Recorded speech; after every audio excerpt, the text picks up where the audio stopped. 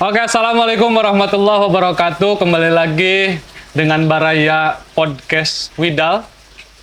Kita hadir ini kedatangan dua tamu pemuda aktivis dari dua partai yang berbeda. Perkenalkan, ada di kanan saya ada Bang Febri Ferdinand. Oke, sehat Bang? Alhamdulillah, alhamdulillah. Oke. Di samping kiri saya ada Kang Novi Faisal. Sehat, Kang? Alhamdulillah sehat.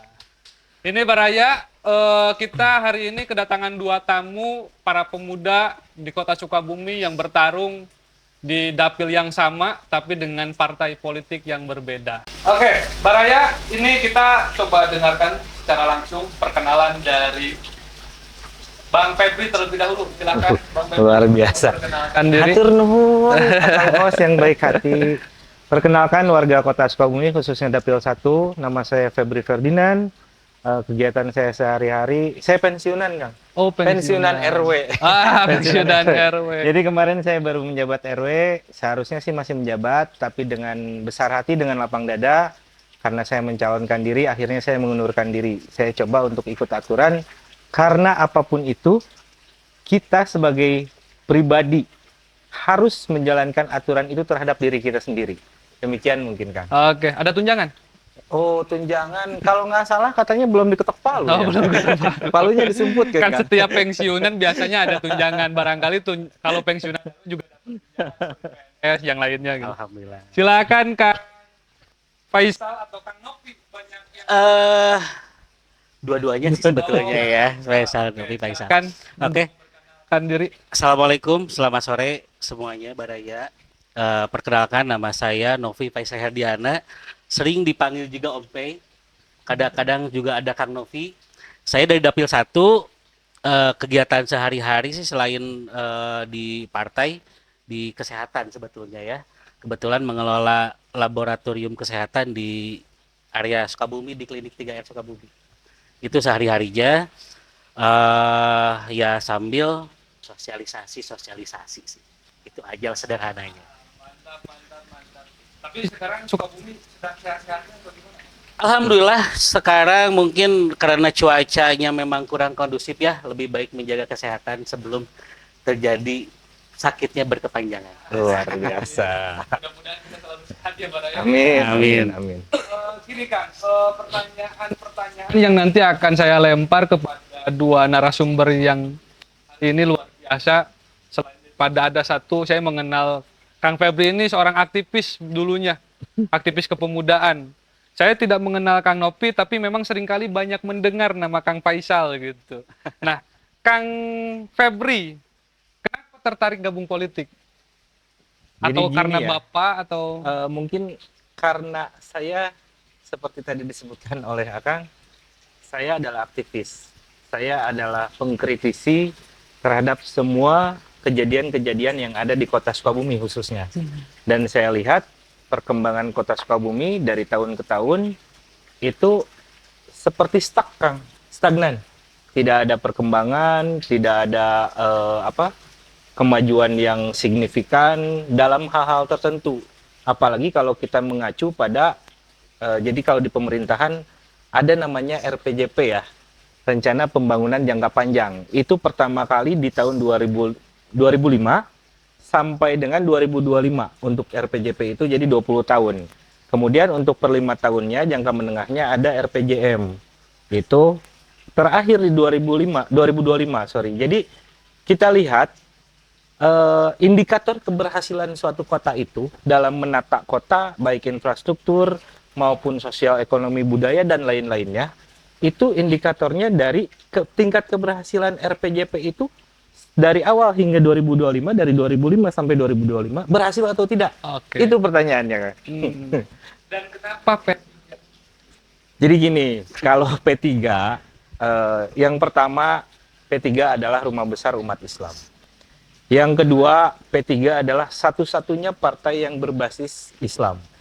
Yang ketiga, Kang, kita meskipun tadi disebutkan kita masih tokoh muda ya, tapi kita menuju tua. Menuju tua, kita harus bisa belajar agama. Dan tidak bisa dipungkiri, P3 itu adalah rumahnya untuk belajar agama. Karena apa? Kita bersinergi dengan pesantren, kita bersinergi dengan santri. Jadi bukan hanya ilmu politik yang kita dapat dalam P3, tapi kita dapat ilmu agama, sehingga dalam menciptakan insan manusia yang beriman, berakhlak mulia, itu insya Allah bisa didapat di P3. Amin. Politik dan agama bisa didapatkan di P3. Itu Kang Faisal, saya mau nanya ke Kang Faisal. Ya. Apa tertarik gabung politik? Kang? Kebetulan kalau Kang Febri kan sudah lama ya berkecimpung di dunia aktivis di Sukabumi. Kalau saya sih kebetulan aktivisnya dari dulu sih sebetulnya. Dari semenjak saya SMA sudah menjadi ikut beberapa organisasi kepemudaan, kepelajaran gitu ya.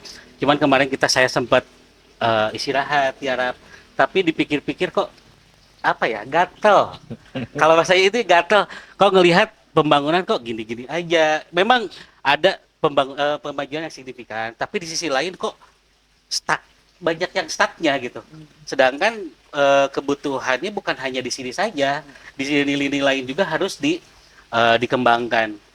Nah di sini saya sendiri tergugah untuk memberikan perubahan, khususnya untuk Kota Sukabumi. Ingin menjadi lebih baik, bukannya sekarang tidak baik, cuman harus lebih baik di tangan-tangan pemuda-pemuda yang ingin berubah seperti saya, Kang Febri, atau teman-teman lainnya di partai yang lain. Seperti itu sih. Mantap. Kenapa PKB? Mengapa PKB? Dari sekian banyak partai yang yang bermunculan gitu ya. Memang PKB, saya tertarik hati di PKB karena memang salah satu tujuannya adalah perubahan, gitu ya. Tujuannya perubahan untuk memang di sini basis keagamaannya juga ada. Di sini terutama dari rekan-rekan dari Dapil 1, Dapil 2, Dapil 3, DPRD provinsi sampai dengan DPR RI ingin menginginkan perubahan. Jadi visi misi kita ingin ada perubahan mulai dari hal terkecil sampai hal terbesar nanti. Makanya di sini saya coba ikut di PKB. Mantap. Perubahan membangun kota. Betul. Tangan dong Bang Elwida. Ini cita-cita dua pemuda yang keren untuk bagaimana kemudian menghadirkan politik dan agama dalam kepemudaan, yang satu juga ingin menunjukkan perubahan untuk pembangunan kota Sukabumi. Itu sangat keren. Tapi Kang Febri, Ya. ini kan ada hal yang menarik nih ceritanya. Di kota Sukabumi itu kan kota kecil tapi sejuk tapi bangusin katanya. Kang Febri. Ini Betul. juga kita harus Betul. review kepada masyarakat kota Sukabumi. Apa yang menjadi hal-hal yang kemudian Kang Febri lihat dengan segala situasi dan kondisi yang menurut Kang Febri itu belum terrealisasi? Dan bagaimana kemudian cara Kang Febri nanti akan merealisasikannya? Jadi, kalau menurut saya, ini pembangunan di kota Sukabumi bisa dibilang gagal. Kenapa gagal? Kita buka data. Data 2005, rencana pembangunan jangka panjang kota Sukabumi itu menitik beratkan pada 3 hal. Yang pertama, itu peningkatan kualitas dan pelayanan dalam bidang pendidikan. Yang kedua, itu dalam kesehatan, dan yang ketiga dalam perdagangan. Nah, kita lihat hari ini, mereka kan bikin RPJP itu, rencana pembangunan jangka panjang, pasti bikin estimasi 20 tahun ke depan. Kita lihat hari ini kualitas pendidikan di kita. Secara kualitas bagus, secara kuantitatif bagus, akan tetapi infrastruktur tidak mendukung. Contohnya, saya buka data. Kita punya 3 kecamatan yang tidak punya SMA negeri, kan? Tahu nggak? Itu Warudoyong, Baros, dan Lembur Situ. Bagaimana bisa pemerataan pendidikan dinikmati oleh masyarakat Sukabumi kalau infrastrukturnya saja, sekolahnya saja tidak ada? Dan itu berekses pada hal lain. Apa? Kebijakan mengenai tentang zonasi, kan? Ya. Pada saat bicara zonasi, untuk yang 3 kecamatan itu harus sekolah di mana? Sedangkan mereka sekolah, anggaplah masuk ke SMA 1, tidak masuk zonasi dan lain-lain. Akhirnya yang terjadi 2023 kita mengalami carut-marut dalam PPDB SMA itu. Dalam kesehatan, mohon maaf, saya sering temui Ada obat yang jual di atas HET. HET itu harga eceran tertinggi, berarti sudah menyalahi aturan. Mungkin Kang Novi juga di bidang kesehatan pernah menemui hal itu. Pelayanan kesehatan, kita tahu sendiri, meskipun fasilitas kesehatan banyak, tapi hak warga negara untuk mendapatkan hal-hal itu mungkin agak kepending ya. Jadi ada yang masuk IGD dengan alasan tidak ada ruangan dan lain-lain, akhirnya dia stuck di IGD, penanganannya lambat karena nakesnya pun terbatas. Dalam bidang perdagangan, kita lihat hari ini seperti apa. Kasus Pasar Pelita dari dulu sampai sekarang belum selesai-selesai. Gitu kan? Wih, mantap. Berarti masih belum terrealisasi dong. Belum. Berapa wali kota berarti? Kalau 20 tahun kurang lebih berarti 4 wali kota ya? 4 wali kota. Seharusnya sudah selesai. Dan yang mengherankan kemarin ada perubahan RPJMD. Ada perubahan RPJMD di 2018 ke 2023. Oke, zamanan Pak Wali Kota siapa itu? Pak Ahmad Fahmi. Pak Ahmad Fahmi ya kan. Sah-sah aja. Oke. Perubahan sah-sah aja selama masih mengacu pada RPJP dan masih bersinergi dengan RPJP provinsi. Oke, nanti tugas akan yang menyelesaikan. Insya Allah. Kang Faisal, gimana memandang Kota Sukabumi yang kemudian sama tadi sejuta pibangusion menurut orang-orang? Sejuta pibangusion. Bagaimana Mungkin kemudian bukan akan sejuta memandang ini? pibangusen, berjuta-juta pibangusen. Oh, berjuta-juta Berjuta-juta pibangusen. pibangusen. Saya mungkin sedikit menambahkan dari Kang Febri masalah pendidikan. Selain juga di setiap kecamatan belum ada sekolah, beberapa sekolah. Bahkan saya lihat juga di beberapa sekolah yang memang sudah ada kecamatan, contoh sekolah SMP. Satu SMP ini kepenuhan, satu di sekolah lain kekurangan. Nah itu kita harus memperhatikan gimana sih memecahkan solusinya. Jadi jangan sampai pemerataan itu bukan hanya katanya sekolah favorit satu, keduanya juga kualitas, otomatis kualitas dan ini. Tapi numpuk aja di sekolah itu, sedangkan di sekolah-sekolah di pinggiran-pinggiran kita itu kekurangan.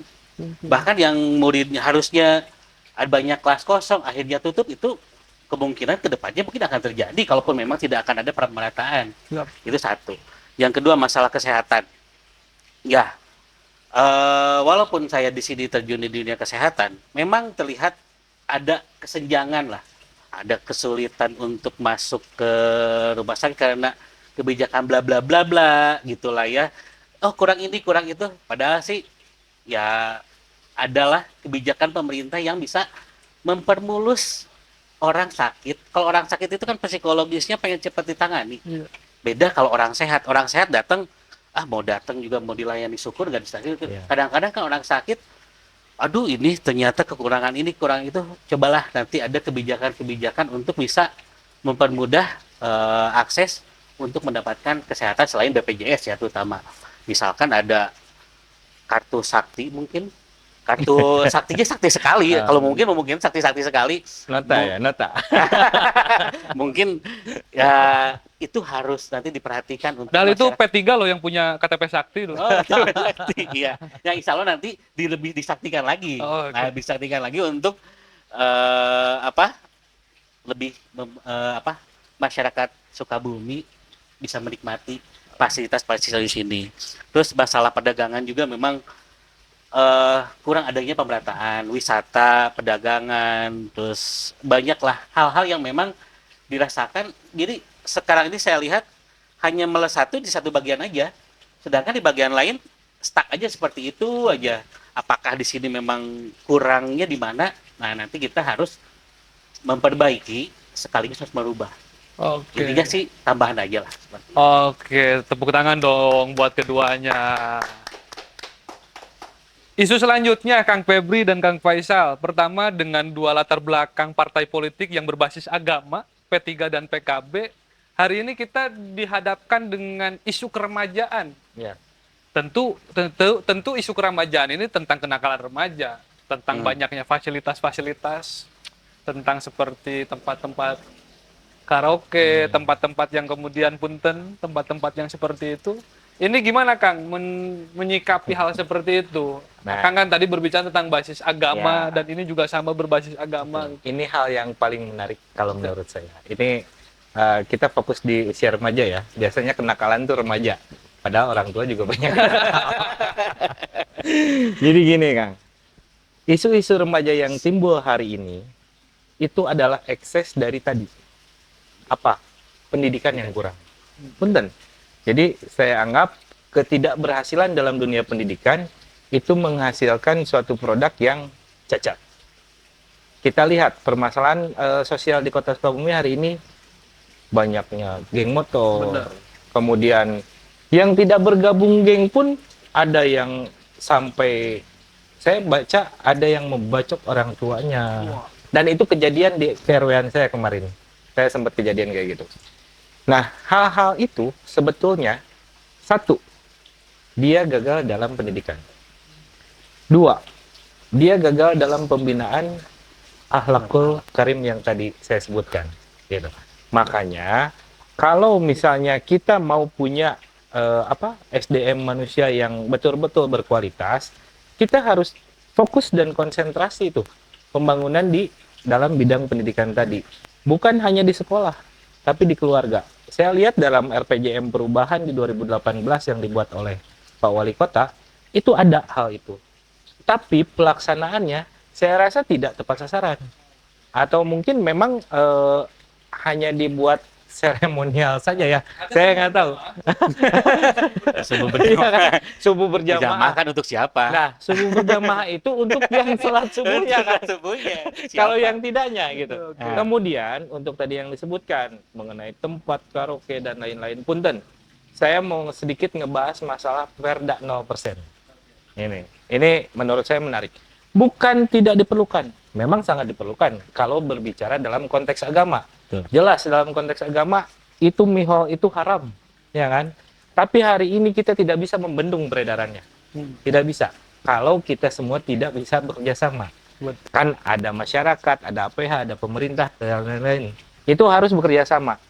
Hari ini yang terjadi, karena Perda 0% itu keluar, sehingga peredarannya sekarang tidak terkontrol dan tidak terawasi.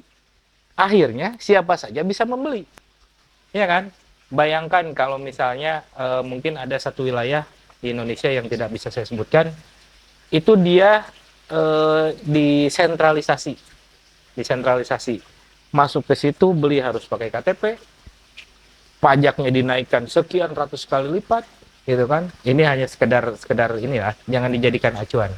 Pajaknya naik sekitar sekian ratus kali lipat sehingga harganya mahal. Anak-anak sekolah tuh nggak bisa beli.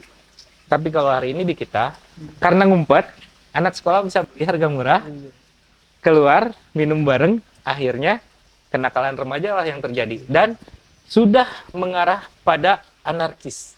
Bukan hanya kenakalan remaja. Sudah melakukan pembacokan, pembegalan, gitu kan. Wah, pokoknya kalau baca berita di Kota Sukabumi serem ya sekarang ya. Kemarin yang terakhir saya baca, punten, ada begal payudara segala. Itu sudah, jadi moral di kita tuh sudah rusak. Nah itu selain menjadi tanggung jawab kita, tanggung jawab pemerintah juga. Ada bermacam-macam perbegalan hari ini di Sukabumi. Majemuk sekali. Kang Faisal gimana menyikapinya isu Betul. perbegalan ini? Dasar dari remaja ya, pemakalan remaja adalah yang paling utama pondasinya kita harus bentuk di sini. Pondasinya dari mana? Yaitu dari pendidikan. Kalau pendidikan sekarang sulit, tidak merata, terus juga ya berbagai hal ya, yang memang akhirnya anak-anak juga susah sekolah gitu kan. Yaitu dasar di situ kita udah susah. Makanya di sini kita harus mempersiapkan pondasinya itu mulai pendidikannya, pendidikan dasarnya juga dari keluarga, dari sekolah itu harus benar-benar kita siapkan. Ya kan tadi, gimana sih meratakan sekolah, semua pun berhak mendapatkan sekolah karena sesuai dengan undang-undang juga. Betul. Semua wajib dan berhak untuk mendapatkan pendidikan yang layak kan. Nah itu. Nah di situ jadi harus membentuk pondasi dulu di awal lah.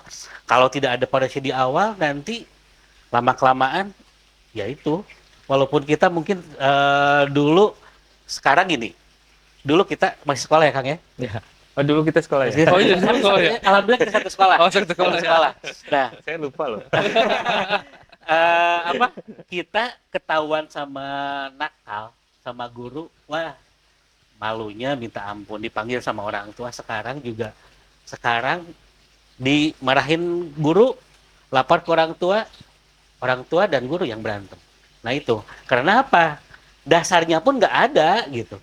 Dasarnya nggak ada, makanya kita harus kualitas gurunya juga harus ditingkatkan, kualitas sekolahnya, kualitas pendidikan agamanya. Mungkin kalau perlu nanti di setiap KRT-an, KRW-an wajib ada pendidikan agama dasar ya, seperti apa ya, PAUD atau Madrasah ya?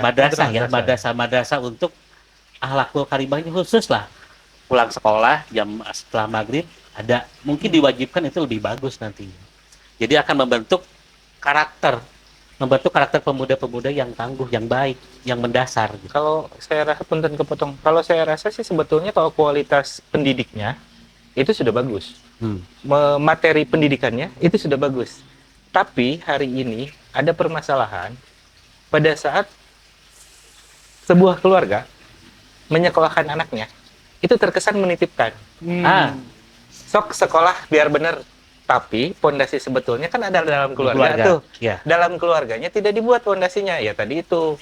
Dititipkannya ke dewan lagi, Kang.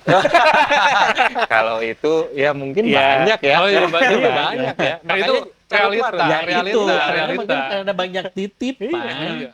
Ya itu kesenjangan sekolah A dengan sekolah B dengan sekolah C itu gak rata. Oh iya. Nah, yang sini sekolah penuh, kualitasnya memang udah jelas bagus. Paris juga nggak kalah bagus, tapi karena di sini mungkin sekolah favorit ada di tengah kota, sedangkan yang di pinggiran ya itu tidak merata. Saya dengar mahal-mahal juga lagi titipannya. Katanya begitu ya. Padahal kurikulumnya sama loh. gitu Sama loh. Mau itu sekolahnya di mana? Di SMA 5 mungkin ya, yang dianggapnya tidak favorit, dan di SMA 3 yang favorit. Sama aja kok, materi Sama. pendidikannya sama kok. Bener, ini luar biasa pendidikan. Saya tidak mau terlalu dalam Baraya Widal, karena saya takut menyebutkan nama Baraya Widal. Gini Kang, pertama kaitan dengan isu keremajaan ini sangat menarik di Kota Sukabumi. Karena memang saya dapat data dari KPU Kang, ceritanya ada 17% jadi pemilih pemula. Betul. Dan semua rata-rata adalah mereka yang baru lulus sekolah SMK. Betul. Nah, ini 17% ini data loh Kang, Betul. dari KPU yang kemudian pemilih pemulanya itu pasti terlibat secara langsung dalam pileg atau pilpres nanti 14 Februari. Nah, menurut Akang gimana strategi atau trik yang nanti kemudian akan lakukan narik pemilih pemula yang 17% katanya dari KPU itu? Jadi, menurut data KPU itu Kota Sukabumi 17% pemilih pemula. Nah, kalau untuk saya di Dapil 1 saya punya data kurang lebih 14,86% pemilih pemula. Memang betul. 17% pemilih pemula itu adalah aset bangsa. Aset bangsa. Karena apa? Kita tahu pemuda adalah harapan bangsa. Kita harus berikan mereka pendidikan politik yang benar. Kita harus berikan mereka informasi yang benar terkait semua. Agar apa? Agar mereka bisa meneruskan tonggak kepemimpinan kita. Hingga suatu hari mereka akan menjadi pemimpin yang betul-betul benar dan berakhlak. Punten, bukan saya berbicara pemimpin hari ini tidak berakhlak, akan tetapi akhlaknya masih pada kepentingan kan. Betul. Gitu. Mas terarahkan. Betul. Dan entah siapa yang mengarahkan. Gimana Kang Faisal tentang data 17% pemula? Lumayan loh ini. Wah, betul. Apalagi kalau nggak salah 2 tahun yang lalu PKB punya tagline PKB milenial katanya. Betul. Sampai sekarang pun kita hampir berapa persen ya di Sukabumi, lumayan banyak. Itu semua calegnya mungkin milenial. Harus main TikTok gitu. Enggak seperti Oh, itu iya. juga sih. Kebetulan kita adalah targetnya memang milenial. Bahkan kita seperti disebutkan tadi, untuk DPRI satu pun, DPRI kita untuk Dapil Sukabumi betul-betul milenial, gitu ya, masih muda. Nah memang di sini milenial adalah penerus nanti kita memang sekarang di usia remaja ya. Saya produktif, Pak. Usia produktif, Oh, saya remaja produktif. remaja mejena gitu maksudnya, remaja mejena, mejanya tua. Nah Memang mereka akan menjadi penerus bangsa. Jadi edukasinya harus benar-benar. Jangan sampai memang media yang paling utama adalah media. Medianya mulai media TV, radio segala macam. Banyak mungkin hanya kadang-kadang mungkin di sini kaum milenial dan generasi Z juga mungkin beberapa ya ada melihat hanya sebagai oh si A, si B, si C, tapi tidak tahu mungkin dalamnya seperti apa, itu satu.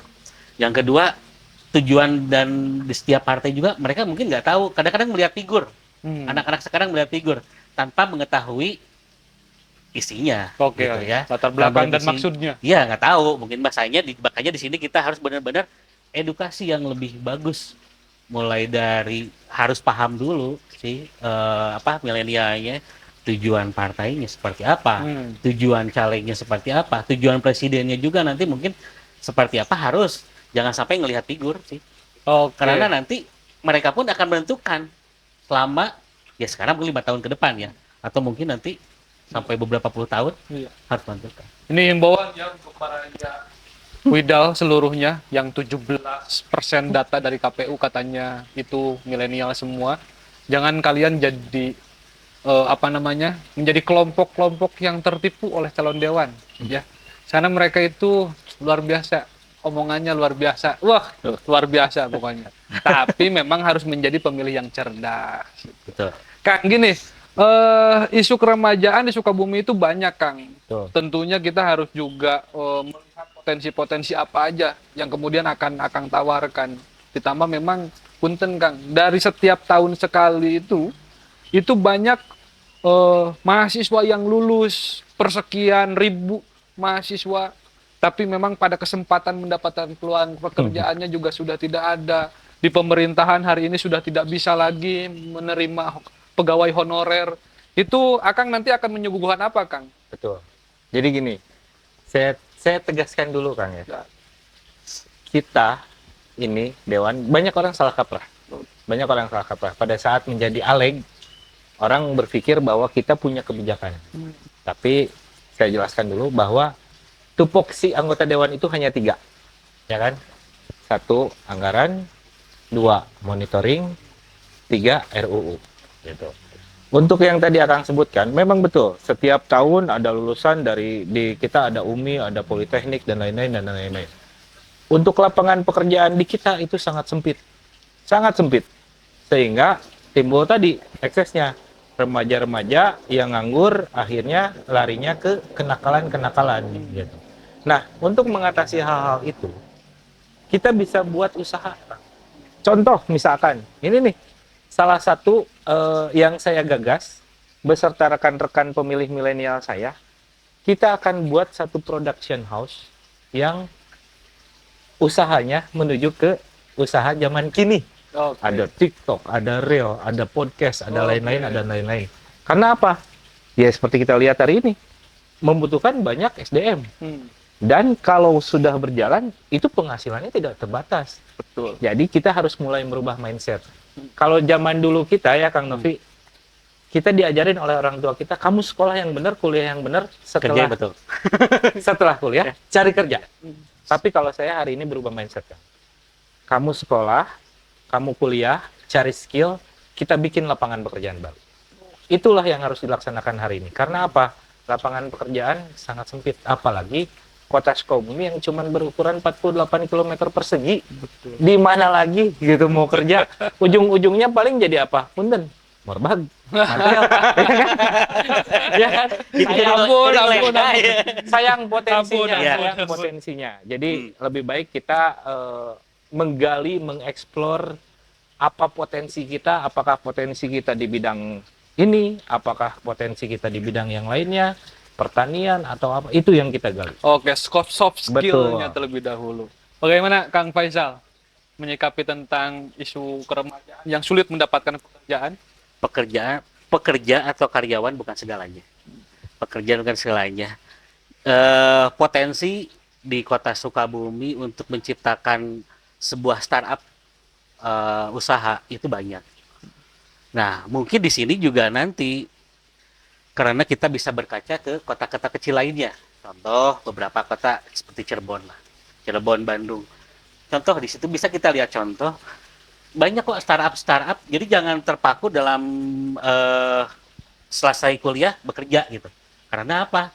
Orang Bandung, orang Jakarta, pendatang banyak yang bekerja di Sukabumi gitu. Kan kita tidak bisa membendung.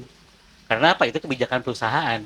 Mungkin kemampuan skillnya. Nah, tapi di sini orang Sukabumi asli mempunyai skill yang membumi, yang bagus, potensinya ada, ciptakan startup. Nah, di sini mungkin memang di sini kita tidak anggota dewan tidak tidak memberikan lapangan pekerjaan atau pelatihan, tapi di situ kita bisa memberikan ada tadi ya rancangan undang-undang untuk adanya mempermudah untuk membuat startup, pelatihan untuk startup. Banyak kok potensi-potensi yang nanti mungkin jualannya, karena sekarang itu nggak perlu harus buka kios, toko, itu nggak perlu sekarang. Kita di rumah dengan TikTok bisa jual. Bener. Jadi Gitu memang sih. skill yang harus lebih diutamakan. Skill yang harus ditingkatkan. Mantap, luar biasa. Itu. Tepuk Dari, tangan dong. dari dasar juga harus disiapkan. Bener. Kang, harapan untuk masyarakat Kota Sukabumi, khususnya di Dapil Akang. Saya percaya, saya berharap bahwa masyarakat Sukabumi, khususnya di Dapil 1, Dapil itu mereka sudah cerdas dan pintar. Mereka memilih berdasarkan hati nurani, berdasarkan pemikiran yang matang, bukan berdasarkan agar silaturahmi tidak terputus pinjam 100. Mungkin itu ya. Seperti itu mungkin. Jadi saya percaya warga Kota Sukabumi sekarang sudah berdewasa dalam berpolitik, sudah matang pola pemikirannya, dan mereka bisa menetapkan pilihannya dengan baik dan benar. Oke. Kang Faisal, harapan untuk masyarakat Kota Sukabumi. Untuk masyarakat Sukabumi ya sekarang memang seperti bilang tadi, edukasinya sudah cukup lah. Cuman kita harus lebih mengedukasi lagi, jangan sampai salah, karena mereka akan menentukan minimal 5 tahun ke depan dan seterusnya gitu ya.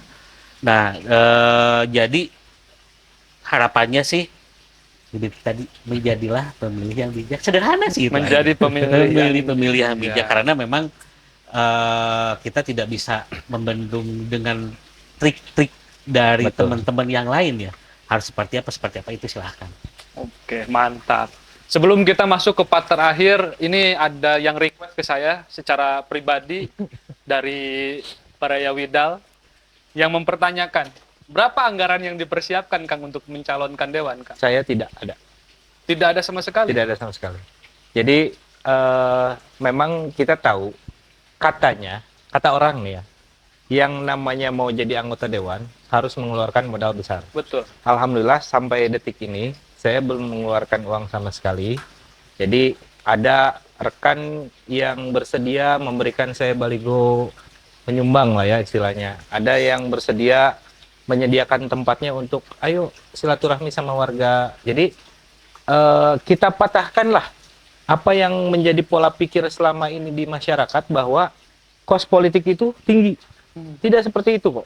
Yang penting kita tetap jaga silaturahmi, apapun yang terjadi, siapapun yang terpilih, kita masih tetap satu keluarga besar, keluarga masyarakat Kota Sukabumi. Gitu loh.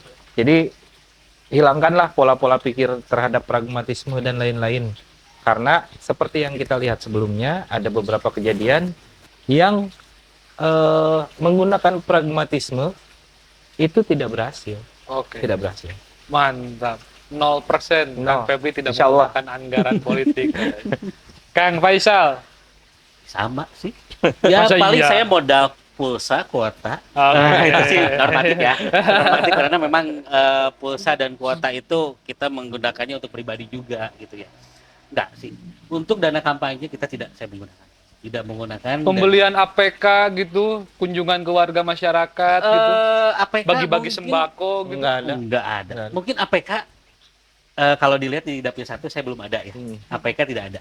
Tapi saya di sosial media, karena itu pemilih kita adalah milenial. Oke. Kalau kita pasang APK, ada berapa ratus APK sih sepanjang jalan Cikole? Mungkin kita rumah di Taman Iya, Asri ya. betul. Dari Ciaul Pasir sampai ke atas berapa APK? Orang-orang hanya melihat APK. Saya dengan pulsa broadcast cukup kok, gitu ya. Iya. Itu karena paling utama menjaga silaturahmi. Ya itulah pemilih kita adalah silaturahmi kita. Asik. Gitu, pemilih kita silaturahmi kita. Kalau memang biaya-biaya sih ya normatif lah untuk beli pulsa, Oke. untuk jalan dari rumah, Bensin. bensin Oke. itu normatif. Oke. Kalau Ya. untuk ngeliwat masyarakat ada? Nggak ada. Oh, nggak Saya ada, juga nggak? paling justru Malah kebalikan. disuguhin gitu. Justru kebalikan. Disuguhin. Kalau saya misalkan sosialisasi ke suatu tempat, kok malah saya disuguhin. Oh, oke. Gitu. Wasilah silaturahmi. Alhamdulillah. Kang Febri silahkan untuk mempromosikan diri. Akang dan dari partai mana sampaikan harapan dan keinginan serta tujuannya. Mangga Kang Baik. Febri. Bismillahirrahmanirrahim. Assalamualaikum warahmatullahi wabarakatuh. Sampurasun. Nama saya Febri Ferdinand. Saya adalah calon legislatif dari Partai Persatuan Pembangunan atau P3 untuk wilayah Dapil 1 dengan nomor urut 12. Jika masyarakat bisa percaya kepada saya, silahkan pilih saya. Insya Allah saya akan berbuat yang terbaik untuk Kota Sukabumi. Terima kasih.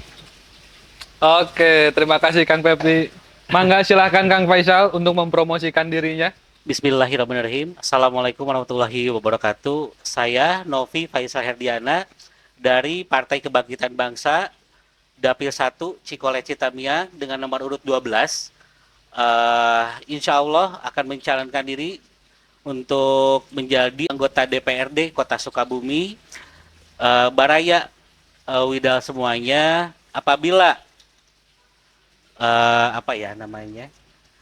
mempercayakan untuk suaranya ke saya, insya Allah saya akan istiqomah dan amanah untuk menjalankan amanahnya. Oke, tepuk tangan dong untuk kedua tokoh ini. Baraya Widal, part untuk kita mempertemukan dua tokoh yang keren, yang satu berangkat daripada aktivis pemuda di Kota Sukabumi, yang satu daripada tokoh kesehatan juga. Beliau yang kemudian punya fashion di bidang kesehatan. Mudah-mudahan apa yang menjadi tujuan mereka tercapai dan keinginan mereka juga tercapai, serta apa yang menjadi kemudian harapan mereka bisa betul-betul mewujudkan atas nama masyarakatnya. Gitu. Baraya Widal, ini adalah part terakhir. Terima kasih.